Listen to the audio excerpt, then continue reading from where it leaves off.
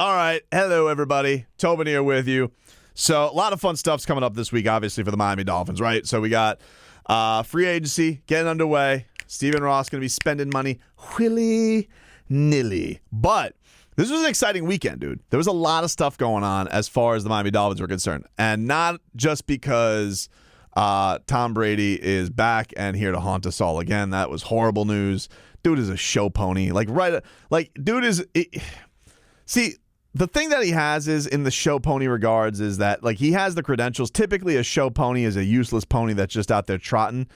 But this was a useless moment. What are you, retiring for 2 weeks, dude? That's what you're out here for? Come on. It was like anti-Goosies, dude. Flaccid as hell from getting that news about Tom Brady. But I tell you what I love. This was Goosies galore, man. The thing that I love this weekend, so I'm watching the Heat game, right? And they go, and Bally shows who's there courtside, but Deebo Samuel. It's oh, that's kind of cool. Now, I didn't know this. I wasn't usually I'm hot and heavy into the Dolphins Reddit, or I'm checking the Twitter. I kind of a lax weekend, so I didn't see this off the bat. Otherwise, I would have been out here whale calling. But I see this video that's on Deebo Samuel's Instagram, and the dude is having a little brunchy brunch with McCoachin. I'm like, wow! I mean, that was I was ready to get my orca sounds out. Typically, that's reserved for the Heat. You sharpen the harpoons that way for them. But I was getting ready to sharpen the harpoons for a little Dolphins action. Because I'm telling you right now, dude, something's up here. Something is up with Deebo Samuel getting a little brunchy brunch with McCoachin. Some people say, oh, they're friends. They're friends. They hang out. Yes, sure. But he is also going in an offseason where he wants to get an extension. So maybe he's doing a little, play. Or maybe he's doing a little, hey, put in a good word with Shanahan for me. Maybe. Or maybe he sees that the future's bright down here in Miami. Maybe the guy who unlocked everything that he wants to come down to South Florida, come with the Miami Dolphins, and be part of this whole thing that McCoachin's got going on, huh? Is it crazy? I don't think it's that nuts to think that their most dynamic weapon is thinking to himself, do I want to be here? A little bit of unrest with the QB. Don't know what's going on with Jimmy G. Don't trust Trey Lance. Kyle Shanahan lost his actual brainchild that was McCoachin. I know that he's not going to use me the same, or not going to be able to use me the same, because he doesn't have the guy, the guru, that's going to make it happen for me. So what do? I go get a little Eggs Benedict with McCoachin, chop it up. All of a sudden, I'm in town watching the Heat game. Oh, okay. Who doesn't want to hang down here in Miami? But puts it on social media. My guy with a little thumb, little finger cross. Now, does that mean they're thick as thieves together? We're like this? Or fingers crossed, he gets me to Miami. I don't know. Could be either one. Could be we're like this, or could be fingers crossed, get me to Miami. I don't know. Who's to know? Who could know? It's all out. It's all happening for us. It's all out there. I don't know. But what I do know is, forget about this whole, Jalen Waddle is going to be the next Deebo Samuel. We're going to get excited as McCoachin was. What if he's got his own? What if the next Deebo Samuel on the Dolphins is Deebo Samuel? And with Jalen Waddle, now you got them both. Now, not only does he have his new secret weapon, he's got his old secret weapon. And that's like a secret agent, dude. That's new arsenal all coming together. I'm telling you, man, it's something. Something's up. I will say, dude, I saw some of the footage that came out this weekend of Tua Tagovailoa. First of all, holy crap, dude never skips leg day. Let's just be honest. Those things, holy crap. Quads for days, dude. Quads and calves for days. I mean, he really could be, he could be a bucket special with all he's got going on there. Legs, thighs. It's incredible what he's got. But I tell you what, man, some of those workout videos that were coming out from his trainer, the deep balls, they were looking good. I really, really think that this is going to be a fun off season for him. I do think that they're going to revitalize, whether it be that offensive line, make some creative trades to up the weapons. I know a lot of people were looking at Amari Cooper. Was he going to come down to Miami? He ends up going to Cleveland, so take him off the board. I'm curious to see what the moves are. But when I saw the Deebo Samuel thing, I was like, that is quite intriguing. That is quite intriguing. Also, this is another one that was fun. So Bobby Wagner, who apparently the Dolphins are going to have interest in, depending on where he goes, but he was commenting on his Twitter about how basically Seattle was just bastard to him, right? They just cast him off, didn't even tell him about it. But Chad Johnson was a real one. Chad Johnson was out there. And I don't understand why Chad Johnson is necessarily like, I don't know why he is this pro-Miami. Like, I know, Liberty City, he's 305 to the guys, but like, Chad Johnson didn't have this great tenure with the Dolphins, right? I get the Heat thing. I get why he does it for Inter Miami. I get it for does for everybody, right? But the Dolphins, it's pretty cool that Chad Johnson wants people to come down to Miami and play for the Dolphins when like his Dolphin situation didn't go fantastic.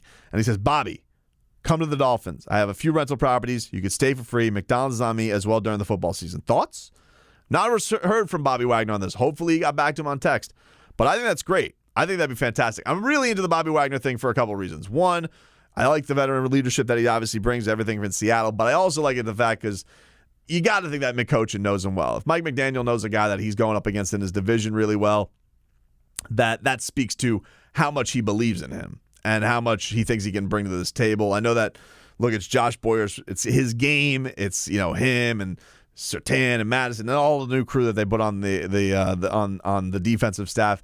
It's probably they're more ball of wax, and he's going to be getting a lot of input from him, and maybe he thinks that he's washed. I don't know. But maybe McDaniel looks in and says, look, this guy was always a terror. He always knew what we were doing, and he thinks that he's still got something left in the tank. So that would be an interesting thing to watch out for going into this weekend. There's another couple of things that have been out there. One is the Dolphins are also apparently interested in getting La'el Collins, who is going to be either cut or traded from the Cowboys. If they trade, the Dolphins are into that. Love his contract. They got to do something on this offensive line that obviously solidifies some things. We know the names. We know the trouble that there's been in. This is more of a smart budgetary move. We know the Dolphins have draft capital still.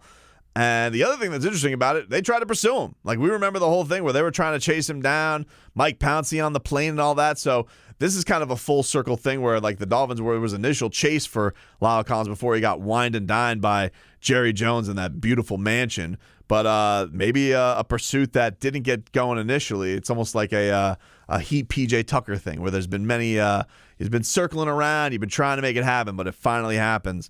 So we'll see what goes with that. I saw Ryan Jensen, like a charlatan, went back to the Bucs. So he's going to be off the market going back to Tampa Bay because he wants to go back to his boy Tom Brady, who, again, won't stop torturing us. And I guess the last piece of big news that's really out there before we kind of get into the nitty-gritty of this, there was a report this weekend from the Sun Sentinels, Omar Kelly, that Emmanuel Ogbah is leaning toward leaving the Dolphins. The two sides are far apart on a deal.